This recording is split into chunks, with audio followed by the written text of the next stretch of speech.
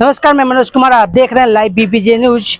हमारे साथ उपस्थित है भाजपा के वरिष्ठ नेता, अल्पसंख्यक मोर्चा के नेता और साथ ही में विशेष समाज सेवी भी हैं हरजीत सिंह जी। तो सर, पहले तो सर इंडिपेंडेंस डे के आपको हार्दिक शुभकामनाएं सर। आप सभी देशवासियों और बिहार वासियों को स्वतंत्रता दिवस की हार्दिक शुभकामनाएं। और मैं अपने देश की समृद्धि की कामना के साथ मैं आप सभी को स्वतंत्रता दिवस की शुभकामनाएं देता हूं। सर, जहां एक तरफ हमारा देश इंडिपेंडेंस डे मना रहा है, स्वतंत्रता दिवस मना रहा है, उसी दूसरी तरफ देखने को मिल रहा है कि बांग्लादेश में अल्पसंख्यकों के ऊपर कहीं ना कहीं बहुत ज़्यादा जुल्म हो रहा है, जिसको आप कैसे देख रहे हैं सर कि कैसे सेकुलर मुल्क हमारा देश है और वहाँ पे ऐसा क्यों हो रहा है? देखिए, किसी भी देश में अगर इतनी बड़ी आबादी के साथ अगर इस तरह की घटना हो रही है तो मैं इस देश की कानून व्यवस्था का फेलियर मानूंगा इसे। इसलिए क्योंकि ये देश जब बांग्लादेश बना था तो उसमें भारत का बहुत बड़ा योगदान था और हमारे वहाँ पे हिंदू, सिख और मुस्लिम भाई सब मिलजुल कर रहते थे। लेकिन इस तरह की घटना से एक बांग्लादेश को मैं मानता था कि एशिया में एक अच्छी ताकत के रूप में उभर रही थी। अर्थव्यवस्था के मामले में वो पाकिस्तान से बहुत आगे थे वो लोग, लेकिन इस एक घटना ने उसे पाकिस्तान की तरह सिमिलर टाइप की कंट्री के रूप में कन्वर्ट कर दिया है। सर, कहीं ना कहीं पाकिस्तान से 1971 में 93,000 सैनिकों को झुकाकर हमारा देश बांग्लादेश को स्वतंत्र कराया था। उसमें हमारे भारतवर्ष के सैनिकों का कहीं ना कहीं खून बहा है। फिर भी वहाँ पर जिस तरीके से माहौल पलटी हुआ सर, देखे कि वहाँ की जो प्रधानमंत्री है भाग के कहीं और भी जा सकती थी। बहुत सारा 57 कंट्री मुस्लिम कंट्री है, फिर भी हमारे भारत में ही क्यों है ऐसा? क्या देखा? भारत एक शांतिपूर्ण मुल्क है और ये देश 80 करोड़ हिंदुओं का देश है। बहुसंख्यक आबादी हमारे हिंदू समाज की है और हिंदू शांति प्रिय कौम है, ये सारी दुनिया जानती है। और यही कारण है कि एक मुस्लिम देश के यहाँ जब सत्ता परिवर्तन हुआ तो वहाँ के प्रधानमंत्री अपनी जान बचाने के लिए भारत जैसे देश में शरण लिया। ये हमारे देश के विपक्ष के नेताओं को भी समझना चाहिए। ये मैं राहुल गांधी जी से पूछना चाहूँगा, जो कहते थे कि मैं हिंदू हूँ, मैं हिंसक नहीं हूँ। तो हिंदू हिंसक नहीं होता है जी, हिंदू अहिंसा का पुजारी है।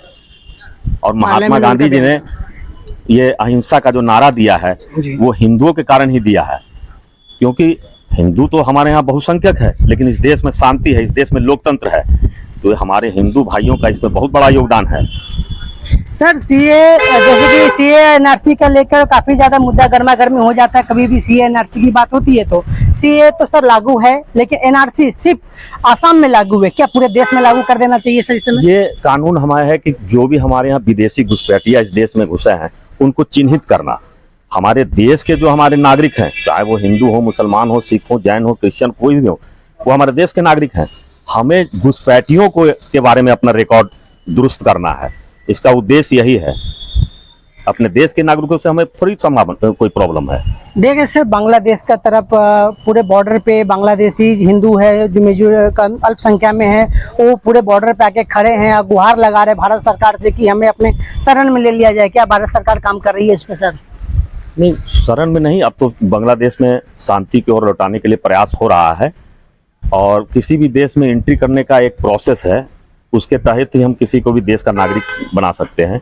इस तरह से बॉर्डर पार करके आने के लिए तो फिर असामाजिक तत्व का भी जमावड़ा लग जाएगा इस देश में। जी बिल्कुल। तो लॉ एंड ऑर्डर प्रॉब्लम फिर हमारे यहाँ शुरू हो जाएगा। तो इसलिए हम अपने सीमावर्ती इलाकों में इस तरह की किसी संभावना से हम इनकार करते हैं। देखिए सर, हाल फिलहाल में वक्फ बोर्ड का लेकर एक बहुत बड़ी फैसला आई है, तो इस पे आप केंद्रीय सरकार शिकंजा कैसे की, कैसे लगता है वक्फ बोर्ड को, आप कैसे देखते हैं? वक्फ बोर्ड को में कुछ ऐसी शक्तियाँ थी उनके पास जिसके कारण कुछ लोगों को बहुत परेशानी थी। मैं आपको बताऊं कि मुझे जानने वाले भी, मैं बहुत सारे ऐसे मुस्लिम मित्र हैं हमारे जिनकी ज़मीन भी वक्फ बोर्ड ने जबरन कब्जा कर लिया है और उनके पास केस मुकदमा चल रहा। मेरे पास प्रमाण है, आप कहेंगे तो मैं उनको प्रस्तुत करूंगा। उनके पर 8 केस वक्फ बोर्ड ने लाद दिया है, सिर्फ इस आधार पर कि ये उन्होंने बोर्ड लगा दिया कि ये वक्फ बोर्ड की ज़मीन है, लेकिन वो उनकी पुश्तैनी ज़मीन है और इनके घर में किसी की भी इच्छा नहीं है उसे वक्फ बोर्ड के देने की, लेकिन वक्फ बोर्ड ने जबरदस्ती वहाँ साइन बोर्ड टांग दिया है। तो मैं आदमी को प्रस्तुत कर सकता हूँ, उनसे मेरी कल भी बात हो रही थी, तो वो कहे कि मुझसे 8 मुकदमा में लड़ रहा हूँ वक्फ बोर्ड से। तो ऐसे लोगों को जो परेशान करने की कोशिश की जा रही है, ये सब तो विराम लगेगा। हाँ, अगर वो स्वेच्छा से वक्फ बोर्ड को जमीन देते हैं तो उसके लिए भी एक प्रावधान है कि उनके पत्नी और बच्चों की की राय लेनी पड़ेगी, तभी आप वक्फ बोर्ड को जमीन ट्रांसफर कर सकते हैं, वरना वो अवैध घोषित हो जाएगा।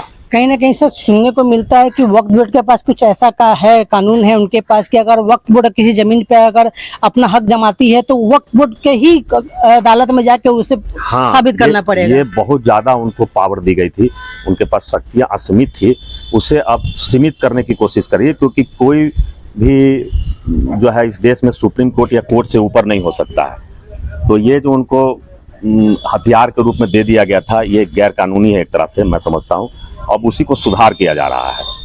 सर हमारे चैनल के माध्यम से सर, आज के कल हमारा इंडिपेंडेंस डे है 15 अगस्त, तो क्या कुछ शुभकामनाएं देना चाहेंगे सारे देशवासियों को? मैं यही शुभकामना दूंगा कि सभी देशवासी, चाहे हिंदू हो या मुसलमान, सिख हो या ईसाई, इस देश के लिए काम करें, इस देश के लिए जो है आवाज़ उठाएं और हमेशा देश के बारे में सोचें, अपना निहित जो है पीछे रखें, देश को आगे रखें।